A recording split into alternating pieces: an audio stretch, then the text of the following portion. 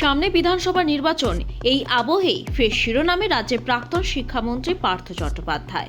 শনিবার সকালে তার নাকতলা বাসভবনে পৌঁছয় এনফোর্সমেন্ট ডিরেক্টরেটের একটি দল। সঙ্গে ছিল কেন্দ্রীয় বাহিনী, কড়া নিরাপত্তা। ইডি সূত্রে খবর, এসএসসি নিয়োগ দুর্নীতি মামলার তদন্তে পার্থ চট্টোপাধ্যায়ের সঙ্গে ফের সরাসরি কথা বলতে চান তদন্তকারীরা। সেই উদ্দেশ্যে এদিন তার বাড়িতে গিয়ে জিজ্ঞাসাবাদের সিদ্ধান্ত নেওয়া হয়েছে।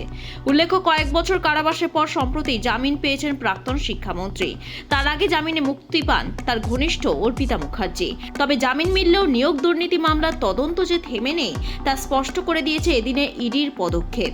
জানা গিয়েছে, এর আগে একাধিকবার পার্থ চট্টোপাধ্যায়কে সিজো কমপ্লেক্সে তলব করা হলেও তিনি অসুস্থতার কারণ দেখিয়ে হাজিরা এড়িয়ে যান।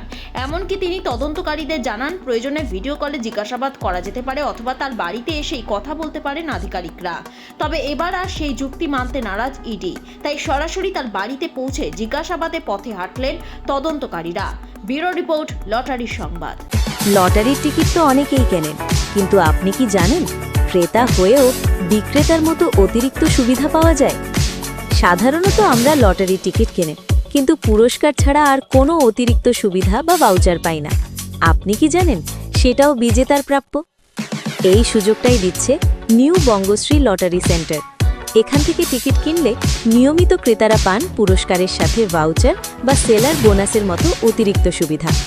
মানে শুধু লটারি জেতার সুযোগই নয়, সাথে থাকছে অতিরিক্ত লাভের সুযোগ আর বিশ্বস্ত সার্ভিস। শুধু তাই নয়, পাইকারি সুবিধাটি শুরু হচ্ছে মাত্র 20 পিস লেনদেনের সাথে। তাই দেরি না করে আজই যোগাযোগ করুন new Bangashree lottery centre, Uttarpara, Hooghly. Call করুন 8902015426। আজই আপনার লটারির টিকিট কিনুন আর পেয়ে যান অতিরিক্ত সুবিধা ও ভাউচার।